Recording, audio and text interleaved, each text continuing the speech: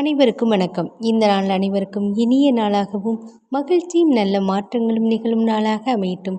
வாங்க இப்போ நம்ம பத்மா முத்துமுருகன் சேனலுக்குள்ளே போகலாம். நம்ம சேனலை தொடர்ந்து பாருங்கள், சப்ஸ்கிரைப் பண்ணுங்கள், லைக் பண்ணுங்கள், ஷேர் பண்ணுங்கள், கமெண்ட் பண்ணுங்கள். முக்கியமாக பக்கத்தில் உள்ள ஆல் ஆப்ஷனை செலக்ட் பண்ணுங்கள். அப்போ தான் நான் போடுற வீடியோட நோட்டிஃபிகேஷன் உங்களுக்கு வரும். சரிங்க, விநாயகர் சதுர்த்தி அன்றைக்கி நம்ம எப்படியெல்லாம் கும்பிட்டோம், என்ன பண்ணோம், விநாயகர் எப்படி செஞ்சோம் அப்படின்றத பற்றி தாங்க பார்க்க போகிறோம். ஒரு கொஞ்சமாக மஞ்சத்தூள், கோதுமை தூள், பால், அப்புறம் கண் வைக்கிறதுக்கு மிளகு இதெல்லாம் எடுத்துட்டு அதோட இது எப்படி நான் செஞ்சேன், யார் சொல்லி இதை செஞ்சேன் அப்படின்றத கடைசியில் சொல்கிறேங்க. இதை மாவெல்லாம் எடுத்துட்டோமா, ஆனால் அவங்க சொன்னதில் என்கிட்ட சர்க்கரையை பொடி பண்ணி அதையும் சேர்க்க சொன்னாங்க. என்கிட்ட அப்படிலாம் சர்க்கரை இல்லை. அதனால நான் கோதுமை மாவு, மஞ்சத்தூள் இதெல்லாம் எடுத்துக்கிட்டேங்க. அப்புறம் பாலை ஊற்றி நல்லா பிசைஞ்சாச்சுங்க. அதுக்கு பிறகு ஒரு அழகாக ஒரு ரவுண்ட் ஷேப் மாதிரி வச்சு அதுக்கு மேலே கால் வச்சுதுங்க. அப்புறம் பார்த்திங்கன்னா பெரிய உருண்டையாக திரட்டி அதை வயிறு பாகமாக வச்சிங்க. அதுக்கு பிறகு வயிறு பாகமாக வச்சுட்டு அதை நல்லா தடவி ஒரே ஷேப்பாக கொடுத்துட்டு அதுக்கு பிறகு அதுக்கு மேலே தலை மாதிரி வைக்கிறதுக்கு ஒரு சின்ன ரவுண்டு ஒன்று செஞ்சு அதை வச்சுக்கிட்டேங்க. அப்புறம் அதனுடைய கைகள் 2 பக்கமும் இருக்கும், அதெல்லாம் வச்சாச்சுங்க. அப்புறம் இது தும்பிக்கை அது செய்கிறதுக்கு முகத்தில் இருந்து அந்த இது வர்ற மாதிரி, முன்பாகம் வர்ற மாதிரி அழகாக இந்த முகத்தோடு சேர்த்து வலது பக்கமாக தும்பிக்கை இருக்கிற மாதிரி கொஞ்சம் லைட்டாக வளைவாக இருக்கிற மாதிரி வச்சுக்கிட்டேங்க.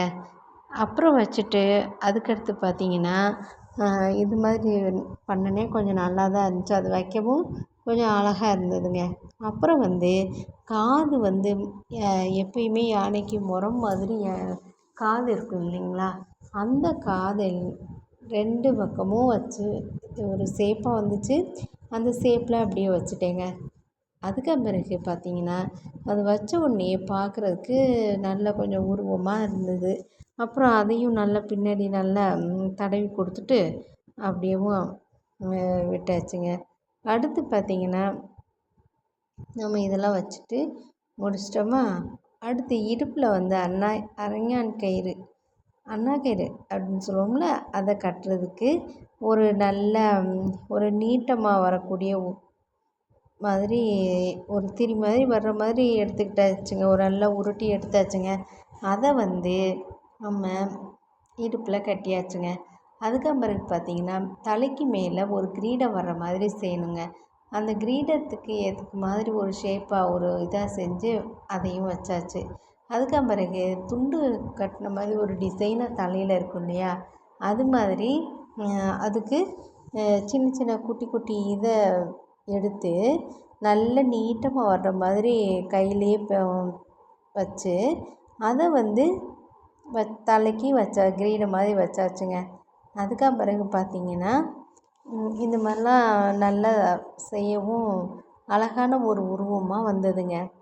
அப்புறம் பார்த்திங்கன்னா லேசாக கண்ணுக்கிட்ட 2 பக்கமும் கண் வைக்கணும்லங்க, அதுக்கு பார்த்திங்கன்னா லேசாக நம்ம கண்ணுக்கிட்ட 2யும் அப்படி ஒரு ஷேப்பாக அதை எடுக்கணுங்க. அதை எடுத்து விட்ட உடனேவும் அது அழகாக 2 விளக்கு எடுத்து கண் வச்சாச்சுங்க. இந்த மாதிரி அழகாக பார்க்குறதுக்கு ரொம்பவே அழகாக இருந்ததுங்க. குட்டியாக இருந்தாலும் அழகாக அந்த ஷேப் தெரிகிற மாதிரி எனக்கு தோணுச்சு. ஃபஸ்ட் டைம் நான் ட்ரை பண்ணியிருக்கேன். அதை அப்படியே தானே இது பண்ணியிருக்கேன், அதை செஞ்சுருக்கேன். எனக்கு ரொம்பவே திருப்தியாக இருந்ததுங்க. இந்த செய்கிறதுக்கு முக்கிய காரணம் என்னென்னா, ஆத்ம ஞான மையம் அந்த யூடியூப் சேனல் இவங்க மேடம் தேசமங்கையர்கரசி மேடம் அவங்க குழந்தைங்களுக்கு இதை சொல்லி கொடுத்துருப்பாங்க. இதே மாதிரி உங்கள் வீட்டுக்குள்ளே உள்ள குழந்தைங்களையும் செய்ய வைங்க அப்படின்ற மாதிரி சொல்லியிருப்பாங்க. எங்கள் வீட்டில் நான் தான் செஞ்சேன். ஆமாம், அதனால் அந்த தேசமங்கையர்கரசி அவங்க சொன்னது மூலமாக தான் இந்த வீடியோவில் நான் இந்த பிள்ளையாரை செஞ்சுருக்கேங்க. ஆமாங்க. அப்புறம் தும்பி நல்ல நமக்கு யானையோட தந்த மாதிரி வேணும்ல, அதுக்கு வந்து நம்ம கா இது பட்ஸ் இருக்கும்ல, பட்ஸோட அந்த வெள்ளை கலர் இருக்கும்ல, அதை வந்து கட் பண்ணி ஒன்று பெருசாகவும் ஒன்று வந்து உடஞ்ச மாதிரி இருக்கிற மாதிரி வைக்க சொன்னாங்க. அதை நான் வச்சுட்டேங்க. வச்சுட்டு அப்படியே அழகாக ஒரு ரொட்டேட் பண்ணி வச்சுட்டேங்க. அப்புறம் பார்த்திங்கன்னா, இது செய்கிறதுக்கு முன்னாடி இந்த தட்டு பார்த்திங்கன்னா, இவ இது இன்விடேஷன் வைக்கிறப்ப இந்த தட்டை கொடுத்தாங்க. நல்லா அழகாக இருக்கவும் அப்படியே தானே பத்திரமா வச்சுருந்து விநாயகர் சதுர்த்தி அன்னைக்கு இதில் விநாயகர் செஞ்சு வைப்போம் அப்படின்றதுக்காண்டி இந்த தட்டை வந்து பயன்படுத்தாமல் அப்படியே வச்சுருந்தேங்க. அப்புறம் பார்த்திங்கன்னா, நமக்கு விநாயகருக்கு ரொம்ப பிடிச்ச எலி வாகனம், அந்த வாகனத்தையும் செஞ்சு வச்சாச்சுங்க. அப்புறம் பார்த்திங்கன்னா, குட்டி குட்டி பால்ஸ் மாதிரி செஞ்சு அதை வந்து அது எதுக்குன்னா, பிள்ளையாருக்கு லட்டுன்னா ரொம்ப பிடிக்கும் இல்லையா, அதனால பார்க்குறதுக்கு ஒரு சேஃபாக எல்லாத்தையும் வச்சு இடைவிடாமல் வச்சு லட்டு மாதிரி செஞ்சாச்சுங்க. இவ்வளவு அழகான அருமையாக வந்திருக்கக்கூடிய பிள்ளையார் எனக்கு ரொம்பவே பிடிச்சிருந்ததுங்க. பார்த்திங்கன்னா, அடுத்து இந்த இது பவுல்ஸ் வச்சோடனே உண்மையிலேயே அது லட்டு மாதிரியும் இது எலி வாகனம் அது ஒரு சேஃபாக வந்துருந்துச்சு. சரி ஓகே அப்படின்னு சொல்லிட்டு அதை வச்சாச்சுங்க. இந்த மாதிரி பார்க்குறதுக்கே ரொம்ப குட்டி குட்டியாக இருக்குது, ஆனால் அழகாகவும் இருந்ததுங்க.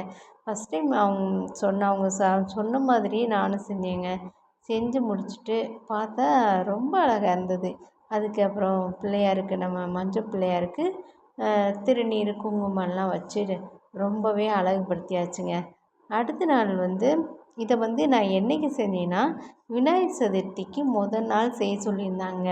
அப்போ தான் முதல் நாள், அப்புறம் விநாயகர் சதுர்த்தி புதன்கிழமை, அடுத்து வியாழக்கிழமை போடுறதுக்கு ஆற்றுல கொண்டு போய் போடுறதுக்கு ஈஸியாக இருக்கும் அப்படின்றதுக்காக வேண்டி செவ்வாய்க்கிழமையே நான் இந்த பிள்ளையாரை செஞ்சு வச்சுட்டேங்க.